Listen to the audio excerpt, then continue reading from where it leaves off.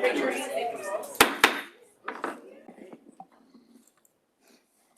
morning. Call this meeting of the NCUA Board to order.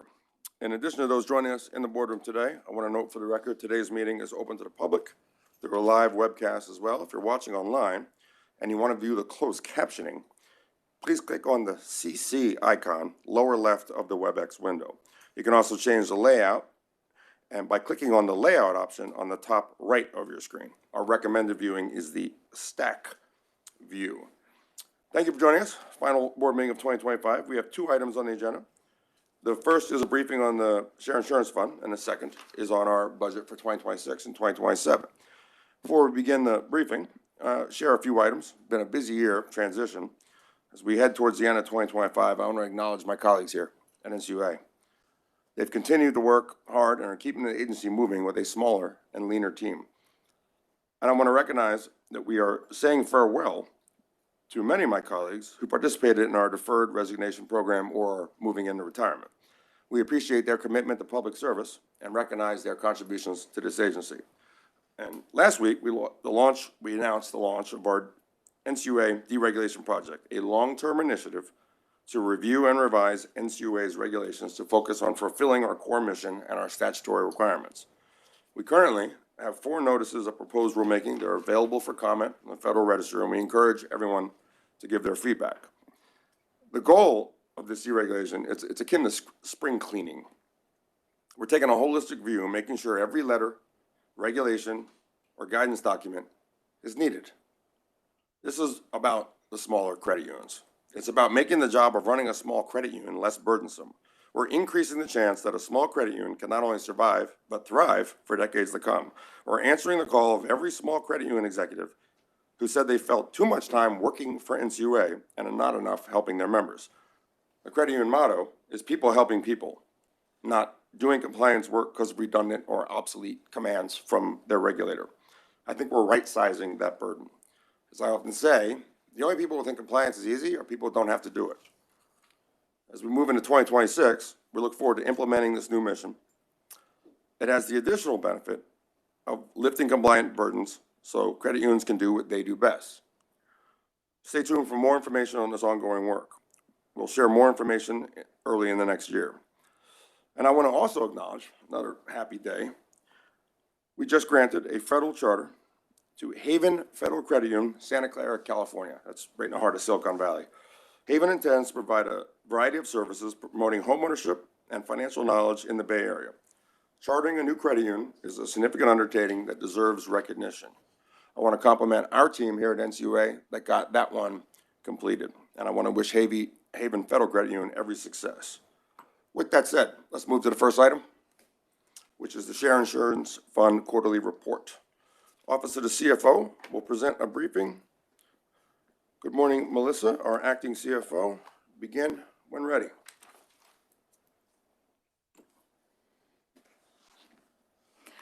Thank you and good morning, Chairman Hoffman. Before discussing the financials, I want to mention that KPMG, under the direction of NCUA's Office of the Inspector General, performed an audit of NCUA's schedule of accounts receivable net and other taxes and receipts as of September 30th, 2025. The audit was conducted in accordance with applicable auditing standards for the purpose of providing financial information to the U.S. Department of Treasury and the U.S. Government Accountability Office to use in preparing and auditing the financial report of the U.S. government. That report found the schedules were fairly presented in all material respects.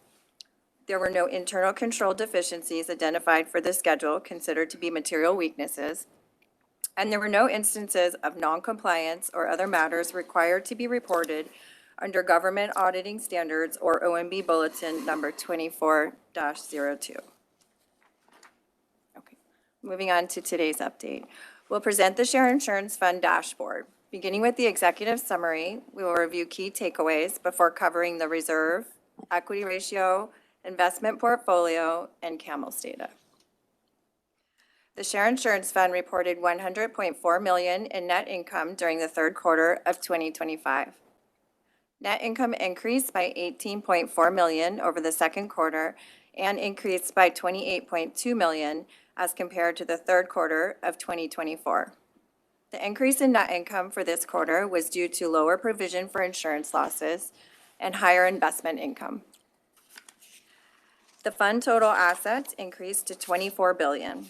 The $0.8 billion quarterly increase was primarily due to $548.3 million in capitalization deposits receivable from credit unions and $119.5 million reduction in unrealized investment losses.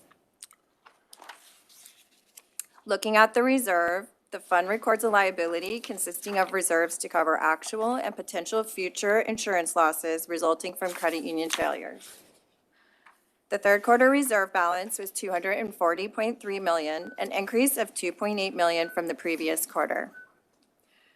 The quarterly increase was due to $1.5 million increase in the general reserve and a $1.3 million increase in the specific reserve. There were 2 credit union failures during the third quarter, resulting in a loss to the Share Insurance Fund of $7 million.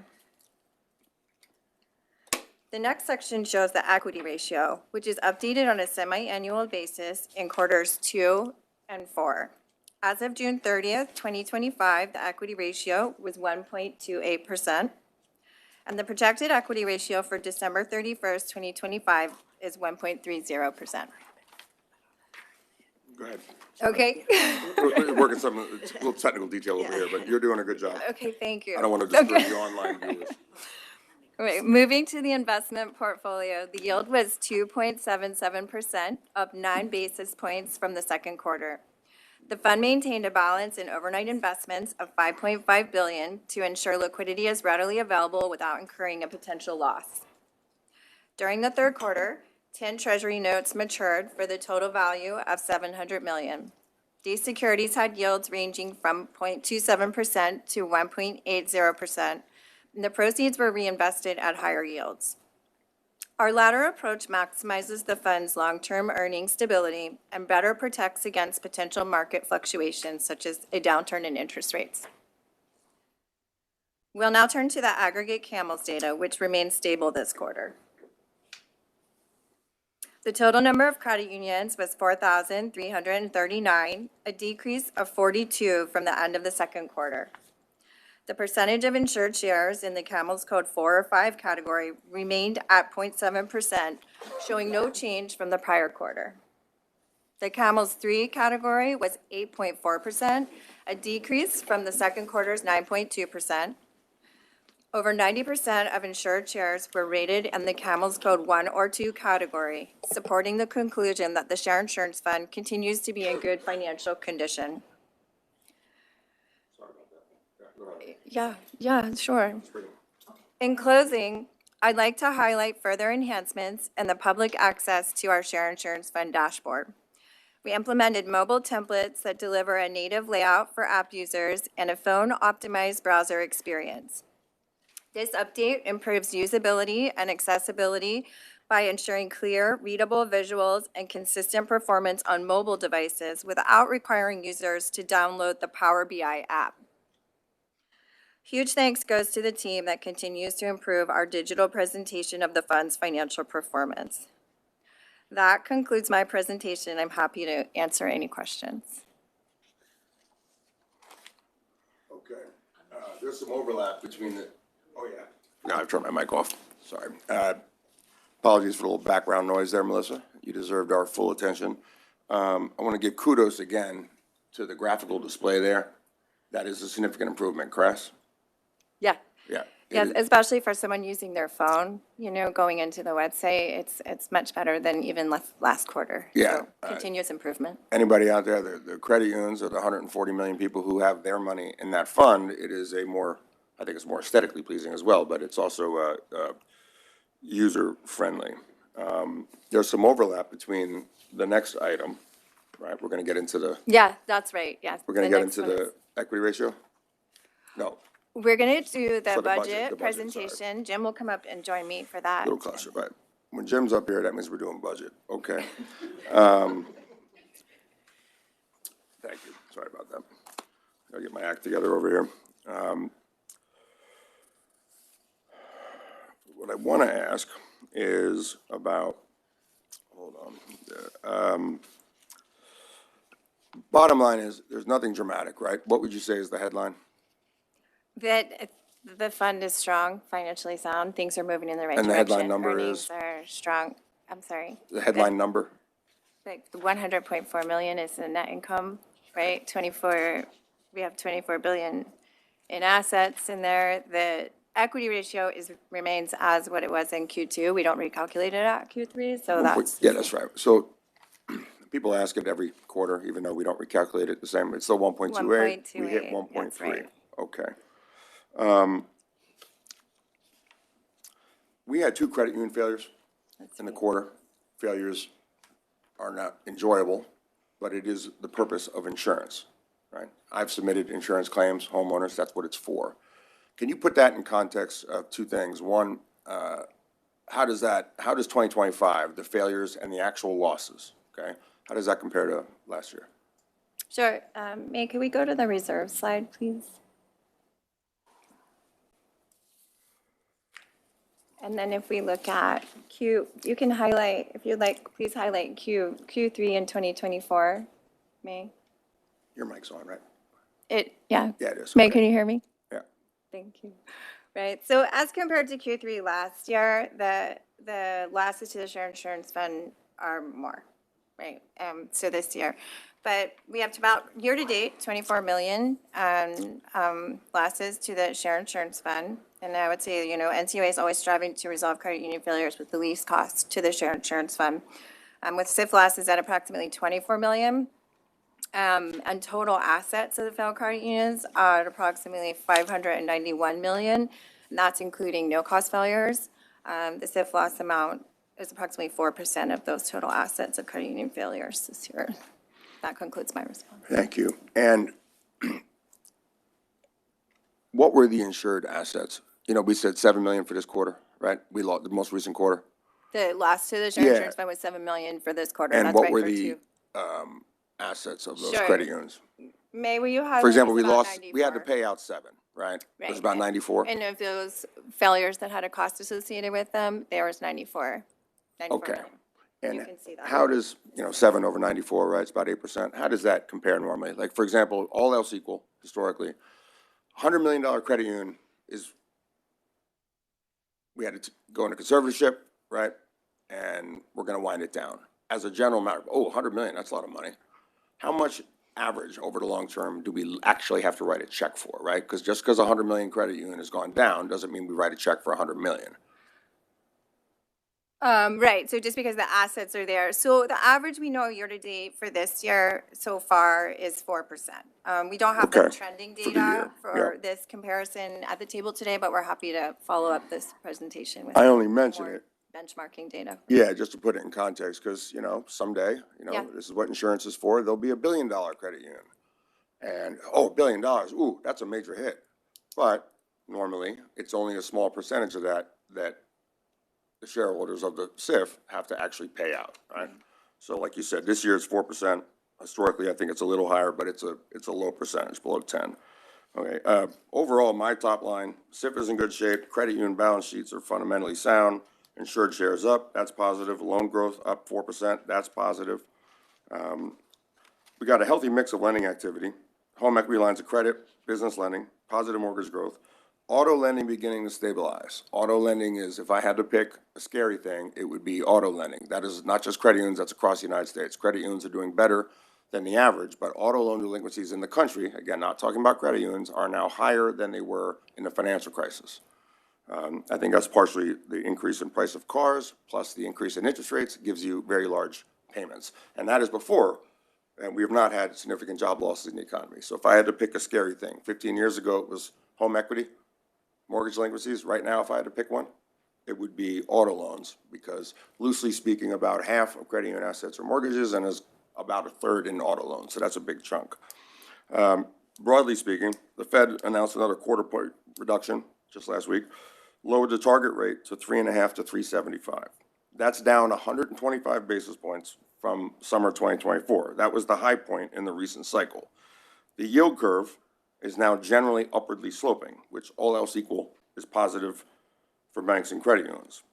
I appreciate the work staff's done on transparency, including the new user-friendly SIF dashboard, which is on our website. Not to mention compliments to the CFO's team. We just got another clean audit. In my remarks that are posted online, I hyperlink to that dashboard I just mentioned with the new cool graphics. And for anyone interested, I also link to the clean audit announcement. That concludes that item. Melissa and Jim, you want to do the budget now? Yes, we're excited. Thank you. I promise no more annoying rustling around over here. Begin when ready. Jim and I are pleased to present the final 2026 and 2027 operating capital and share insurance fund administrative expense budgets. The staff draft budget was posted to our website on September 25th, and an identical version was published in the Federal Register on September 29th. The public was invited to submit their written comments or attend the public briefing we held on November 5th. We collected comments from the 4 attendees at the budget briefing and 6 additional groups who submitted letters to us. Since the briefing last month, my staff continued reviewing our agency's financial projections while considering the public comments we received. The final budget includes various adjustments as a result. In comparison to the draft, the net impact of these adjustments is as follows. A reduction of $3.6 million to the 2026 operating budget, a reduction of $9.0 million to the 2027 operating budget, an increase of $6 million to the 2026 capital budget, and a reduction of $10.3 million to the 2027 capital budget. Slide 2, please. As shown in this chart, the recommended 2026 combined final budget is $316.2 million and 967 positions. This is $2.4 million higher than the 2026 draft budget, but still a reduction of 20% compared to the 2025 budget. The 2027 combined final budget is $325.3 million and 967 positions. This is $19.3 million lower than the draft budget, resulting in a projected year-over-year increase of 2.9% between 2026 and 2027. Slide 3, please. The public can review all of the budget details by visiting the budget page on the NCUA website as shown on this slide. Attachment 1 to the Board Action Memorandum includes summary budgetary tables as well as detailed budgetary tables for each NCUA office. NCUA will be reorganizing in 2026, but the office budgetary tables are shown in the current organizational structure because the new structure is not yet in place. The attachment also includes updated worksheets detailing the operating fee rates that will be charged to federal credit unions and an updated chart illustrating the distribution of the budget between amounts paid by federal and federally insured state chartered credit unions. Specific changes to the operating budget include the following. An increase of approximately $0.9 million in 2026 and approximately $2.7 million in 2027 for employee compensation and benefits. This adjustment results from implementation of a new multi-year compensation agreement, an increase in government-wide health insurance premiums, and updated estimates for actual salary and benefits expenditures related to total authorized position levels. Next, an increase of approximately $100,000 in 2026 for printing notices and rules in the Federal Register. As you mentioned, last week the NCUA announced its deregulation project, which will revise or repeal a significant number of regulations. In 2026, publishing costs for such actions must be paid by NCUA. Next, a reduction of $400,000 in 2026 and 2027 for Federal Financial Institutions Examination Council, or FFIEC, training and other programs. The FFIEC notified the NCUA after the draft was completed that it was lowering its charges. Next, a reduction of $4.2 million in 2026, resulting from a revised surplus projection for 2025. When combined with operating fee cash balances collected in past years, the 2026 budget is offset by approximately $49 million. Lastly, a reduction of $11.3 million in 2027, resulting from a higher level of estimated operating fee cash balances projected to be available at the end of 2026. In total, the recommended 2026 operating budget is approximately $3.6 million lower than the staff draft, and the recommended 2027 operating budget is approximately $9 million lower than the staff draft. The recommended 2026 capital budget is approximately $6 million higher than the draft budget, while the recommended 2027 capital budget is approximately $10.3 million lower than the draft budget. The combined two-year capital budget is $4.3 million lower than the draft. The $16 million included in the 2026 capital budget will be used for the NCUA's process improvement and technology investment expenses related to the agency's reorganization and will be available over multiple years. The recommended final 2026 and 2027 Share Insurance Fund administrative expense budgets are at the same levels as the draft budget. Jim will now explain how the budget responds to comments we received from the public and how the 2026 operating fee is calculated. Okay, thank you, Melissa. And as you mentioned, we received a total of 10 comment letters and statements from the public. And many of these comments are focused on the NCUA's operations and program execution rather than specific budget matters. Our office will provide these comments directly to the appropriate NCUA senior executives who are responsible for those programs. And related to the budget comments, all 10 commenters expressed support for the 2026 budget reductions, because they're reductions, that were presented in the draft budget. Several commenters expressed views about the value or purpose of specific NCUA offices, and as the NCUA implements its reorganization and hiring plans, it will consider the public's comments about those specific offices.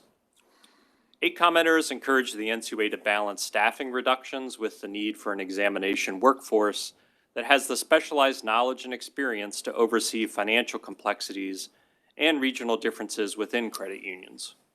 The same commenters expressed support for small credit unions and encouraged the NCUA to continue to provide technical guidance to these institutions. 8 commenters provided positive views about the agency's proposed capital investments, with most commenters supporting the draft budget's proposed reorganization and technology investment budget. 4 commenters expressed support for responsible information technology investments that improve operational efficiency, including one specifically noting support for automating business and data collection processes related to credit unions' fields of membership. The final budget includes $16 million, as Melissa mentioned, for NCUA's reorganization costs and related investments, including process improvements and technology-related efficiency initiatives. Several commenters requested additional transparency about the use of this reorganization budget once it's spent. 5 commenters noted that analytic tools and artificial intelligence offer opportunities for the NCUA to make its examination process more efficient. Among these comments, several specifically supported investment in the merit system to enhance examination efficiency and lower agency costs. The NCUA intends to continue its efforts to strengthen its examination technology and tools while determining responsible and efficient uses for artificial intelligence and other emerging technology. 5 commenters encouraged the NCUA to identify ways to lower the travel budget. The agency's budget for travel in the recommended final budget is 13.4% below the comparable 2025 level and includes significant reductions in travel frequency despite ongoing inflationary cost increases for airfare, hotels, and other travel costs. The NCUA will continue to explore approaches to control travel cost growth in the future. One commenter provided several related recommendations about how the agency can enhance or modify its budget development processes to evaluate or provide public updates about the benefits of budget proposals. The board can consider these suggestions as part of its governance and oversight of the budget and the agency's expenditures. For those who are interested, the board action memorandum, which is at the link that Melissa showed, includes additional discussion on the budget feedback received during the comment period. Now let me briefly talk about how the NCUA finances the budget. Our expenses are funded primarily through annual operating fees, which are paid by federal credit unions, and the monthly transfers from the Share Insurance Fund using the overhead transfer rate, or OTR.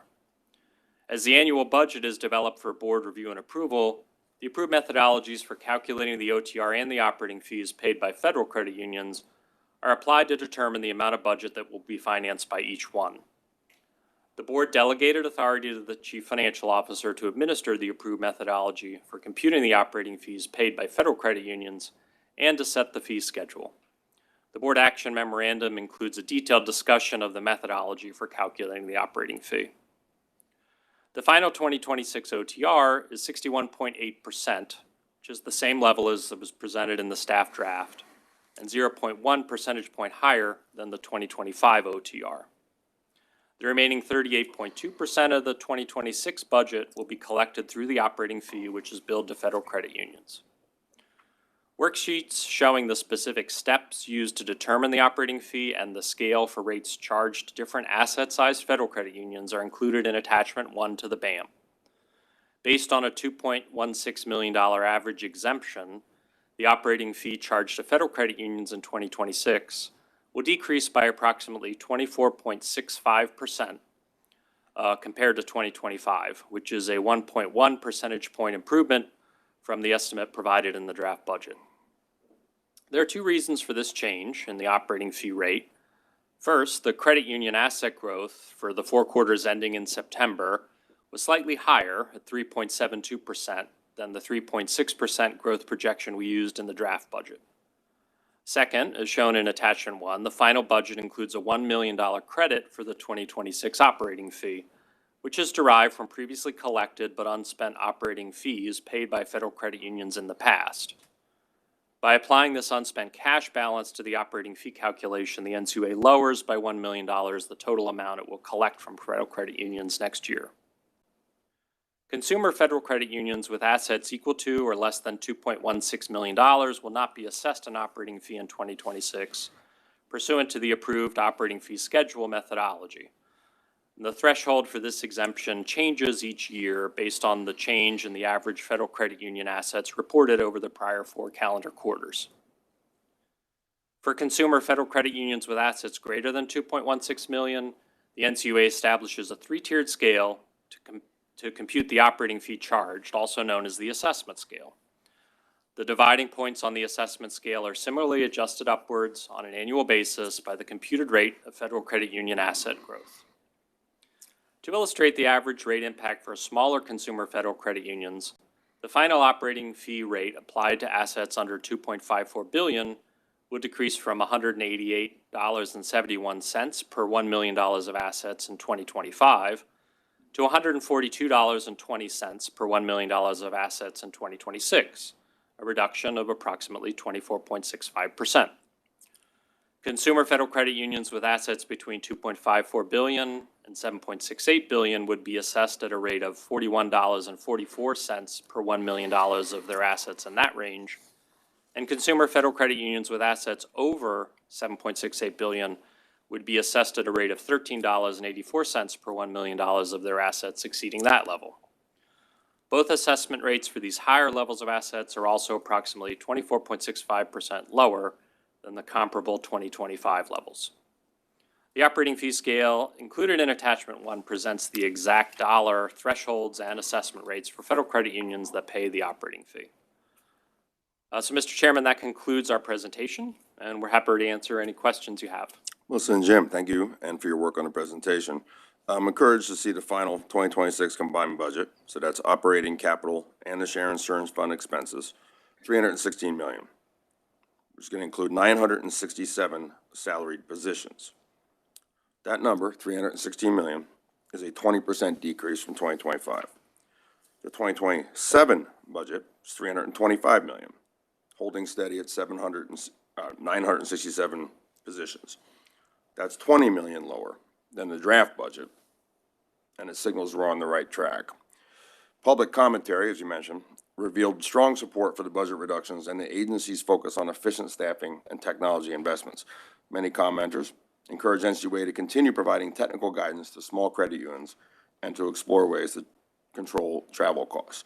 the technical guidance to small credit unions, in my opinion, is a money saver if done right, because small credit unions of any size going down is a massive time spent here, right? Not to mention the cost in cash. The future of the agency, these changes suggest a shift toward a more streamlined agency, focus on leveraging technology to reduce costs, improve efficiency. We're going to continue prioritizing transparency and incorporating feedback in the budget and our operational planning.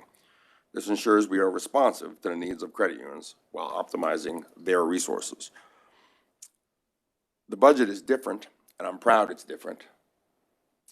It helps us do what we're supposed to want credit unions to do, which is stay financially solvent. One way to help them be financially solvent, which as their deposit insurer is our #1 goal, one way to help somebody be more financially solvent is to let them keep more of their money.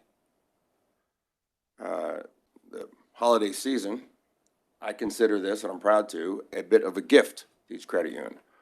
Can you give me gross numbers of the federal credit unions, okay? A dollar amount, right? It's hard to do because there's all manner, right? There's $500,000 credit unions up to $200 billion. Give me context on the savings here, right? What is the Christmas present we are delivering for next year? If you're a federal, right? And obviously, you're a state charter, you're going to benefit from this budget indirectly in that your insurer is in better shape, right? Anyone that pays for insurance want that insurer to be solvent and thriving. Talk to me on dollars here. Average credit union, median credit union, something like that. Yeah, sure. Jim will start off by talking about Sure. the federal credit unions, and Yeah. Sure. then hand it over, and I can talk a little bit about Share Insurance Fund, which refers to what you're saying if you're a federally insured state credit union. Sure, yeah, thanks for that question, Mr. Chairman. I think the easiest way to sort of look at it is if you imagine three, different size credit unions. Yep. If you have like a $100 million credit union, there are a lot of those, then maybe a $1 billion credit union, and a large credit union with $10 billion. Sure. All of them will see a lower operating fee rate. But they decrease by different amounts because obviously larger credit unions are paying a larger bill. The $100 million credit union, based on our estimated 2026 budget, or based on the budget that we have now and our estimate of what their invoice would be for 2026, it would be a $14,000, $219 bill. And that's for what size credit union? $100 million. Right. And 100 million, like you said, is kind of the sweet spot, call it 100, 200, 300, in that range, right? Right. The majority of credit unions are under 250, I believe. Right. So 100 million is a very normal thing for anybody watching this. That's right. Right. 100 million compared to a parallel universe where we would have kept the estimate from the prior year. If we just gone on that budget, Right. which was the estimate we published, a year ago, right? Correct. If we'd stayed on that, which wasn't an insane increase, right? The world we're in now versus that other universe where we didn't do all this effort this year to streamline, 14 grand. No, that's 14 grand is what they will get with our streamlined budget. If we Right. had not changed, they'd be over 19,000. So it would Right. be $19,135. So roughly. 14 lower than last year, 19 lower. Is that right? Then it So would've the been- bill, sorry. the bill they should anticipate for this year is 14,000. But if we hadn't revised the budget, they would have gotten a bill for 19,000. So they're saving about $5,000. Hearing about this meeting, I'm a $100 million credit union CEO. I have better things to do in my time than follow NCUA's budget, but I am going to get a bill in the mail. Correct. And I'm going to open it up and I got to pay it. Right. So the delta is, $5,000 less than what you would have paid had you tuned in at this time last year. all right, and can we just move those up? So does that mean 50 grand for, Right, so like I said, the threshold to go into the next tier Yeah. is about $2.5 billion. So for a $1 billion credit union, you're paying the same rate on each of your dollar of assets. but the total savings? But the total savings is $50,000. So you're A 10 $1 times billion bigger. credit union Correct, will have $50,000 more correct, than last year. correct, Right. correct. So again, Washington shouldn't be that important in people's lives, but if someone wasn't following this, because they're actually helping their members and not following what we do, in April, about? Yes, yeah, In mid-April. April, they're gonna get their bill delivered, however we Right. deliver the bill to them. They're gonna open it up, the attachment, the envelope, and they're gonna see a bill for 50 grand lower than last year's. Correct. Mm-hmm. And how much lower would it be than had we continued with the Oh, project? that's the 50 That's the grand, 50, so, yeah, okay. yeah. So Mhm, 50 right, grand. Right. That's enough for an Right. investment. That's enough to hire a teller somewhere. Sure, It's enough to sure. avoid, it's enough to avoid a layoff. Mm-hmm, Okay, it's enough to lower somebody's loan yep. rate. Okay. And obviously 10 billion would be, 10 billion, so the way our fees work, it's a, it's a sort of, it's an inversely, sort of, accelerated fee. So the more assets you have, you pay a smaller rate on your larger, amounts of assets. But the bottom line is that for a $10 billion credit union, you're gonna pay 200,000, somewhat more than $200,000 less than what you would have otherwise paid had we not reduced the budget. gotcha. Yeah, so it's real money. Yeah. And I'm proud to give it. As a regulator and insurer, we often have to be the bearer of bad news. Insurance only exists for the bad situations of any Sure. kind, life insurance, property casualty. It's enjoyable, obviously, to be able to deliver this good news, real money for them to use on far better purposes than being spent by their regulator. I thought about giving sort of good news in the season. I thought about coming in with one of those red Santa hats, but because I'm seeking employment soon in DC, I cannot do that. So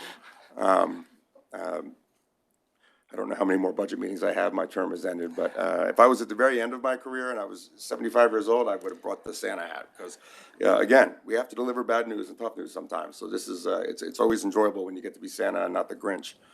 Okay, and so in April, the bills, and then what's the benefit if you are a state charter, right? And you don't get a bill in that fashion. If you're, 1,000 credit unions out there, state charter, do they get any gifts under the tree? They do, and Melissa can explain that. It's really an indirect benefit because Yeah. it sort of, maintains the health of the SIF, as you had How mentioned. would you describe? Yeah, State sure. charter, what do they Yeah, get I under mean, the as tree? you mentioned, the decrease in the 2026 budget is positive news for all credit unions participating in the share insurance program because more of their funds are going to remain in the SIF and will be drawing less out through the OTR. The final 2026 budget as compared to last year's initial 2026 estimate, which is the same comparison we were talking about with Jim's operating fee talking points, lowers the SIF draw by approximately 60 million for next year. So improving the SIF's projected balances, really. Hypothetically, using the same inputs we have for the Q2 equity ratio calculation and assuming other variables like losses are held constant, it could result in the equity ratio increasing approximately a third of a basis point. Right. So for additional context, a 1 basis point shift in the increase of would require about 183 million in the SIF's balances. And that's what our accounting team calls the cumulative results of operations. So even though we have a historically low budget and it's savings, and the reason we're going over this, somebody are like, well, why don't you just keep the money in the SIF? Because at the end of the day, there's only one bucket of money. Credit unions have actual jobs. They send a bunch to us for their insurance. We take a vig off the top to pay ourselves and all that, like every insurer does. But at the end of the day, there's just one bucket, right, and indirectly. But all these budget savings, some, goes back to credit unions to do worthwhile things with it. But to actually move the needle on the equity ratio is very difficult, right? Like you said, instead of 1.280, we're at 1.283. Okay, is that fair to say? Yeah. Okay. I just want to put that in context for folks. And is it fair to say if you're a state charter, it's good news as well.